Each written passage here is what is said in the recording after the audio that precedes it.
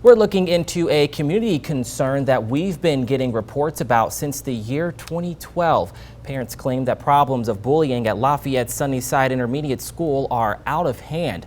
News 18's Micah Upshaw is giving us an in-depth look at these claims and how the school is responding. A trigger warning for viewers. Topics of suicide are mentioned in the story.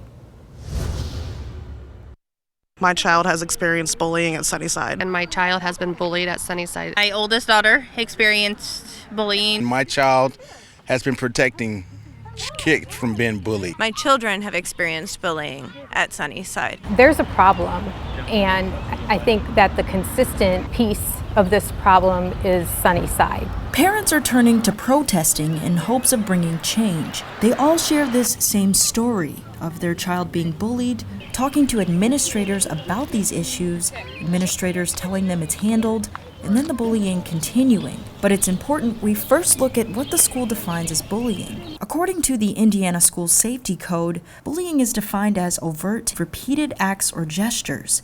That's including verbal or written communications transmitted, physical acts committed, or any other behaviors committed. Because of my weight, I've been bullied. People have wished death on me and called me not so nice names, and more. Sunnyside 5th grader Anna Lynch says her experience falls right in line with that definition. I'm almost 11 and got hurt way more than my age. She wrote a letter to help cope with what she's been through. She says she experienced everything from verbal to cyber to even physical bullying. Anna would come home and say, I had a bad day. There's some kids that weren't nice to me. Anna's mother, Melissa Lynch, said these conversations started becoming consistent, and it was always the same few students causing her harm. Well, I would just say, well, did you tell the teacher? And she would say, yeah, she did tell the teacher. And then I expected, since I wasn't contacted, that it was being taken care of, but it just kept going. Melissa says she and her husband went to the school several times to talk with administrators, but the bullying continued. You finally realize that nothing is being done, but when we started going to the office, they weren't going to help us at all. He gets very sensitive and gets very upset. Just a grade above Anna is Sunnyside student Aiden Zeck. He says he also met a dead end with administrators when it came to the incident he endured. I was going over to the sink to do something, I think, or I was going to help someone, and he just went over in my ear and said, "Die." I'm like, what? Why? This happened to him in 5th grade. Now finishing his 6th grade year, his mother Tina says that comment in the classroom caused a ripple of negative effects on his mental health. He had mentioned that he was going to kill himself a couple times. And that's when he told us about this other student telling him that.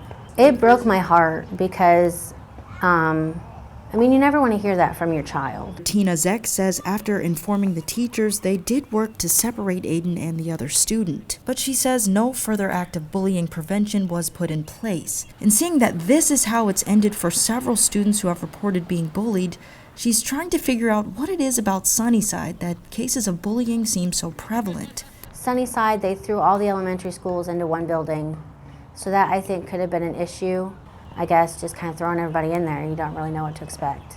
Population plus age could be a root to the problem these parents and kids are facing. According to Alicia Clevenger, the school's assistant superintendent for curriculum and instruction, the school is housing nearly 1,200 students per year. It's a delicate age, I think. At Sunnyside, you are all of a sudden bringing every 5th grader and every 6th grader in our district into one building. Clevenger says parents expressing concerns of bullying isn't new for the school. I think there's always been an issue.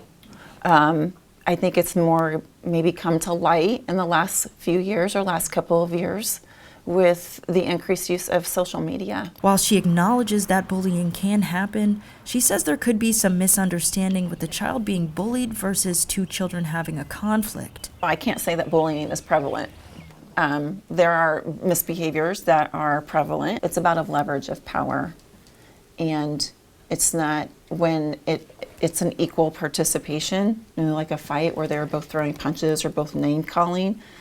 There's no leverage of power there, so that's not bullying.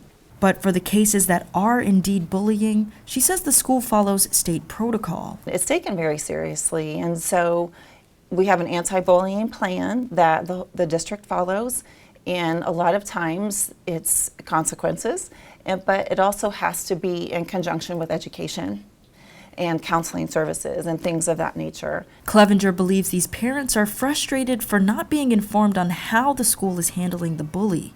The reason why we cannot share that information with parents is due to federal law, and we refer to it as FERPA. FERPA is an acronym that stands for Family Educational Rights and Privacy Act. It works to protect a child's educational record. Once the school does discipline a bully for their actions, that record is then protected by this act and cannot be disclosed to any other person. But Anna's mother, Melissa, says that's not where her frustrations lie. I never expected to be contacted and to be told so-and-so was suspended from school or had a detention or anything like that. But I did expect for changes to be made. I expected for my daughter to not come home from school saying the same names and saying the same types of behaviors are occurring. I feel like the school's not doing enough to protect the kids that are being bullied. Coming up in our next special report, we'll take an in-depth look at the school's anti-bullying plan and a new program they've implemented. We'll find out if these parents think it's enough to keep their kids safe. Reporting in Lafayette, Micah Upshaw, News 18. Well, that next special report is set to air next Wednesday, June 16th, right here on News 18.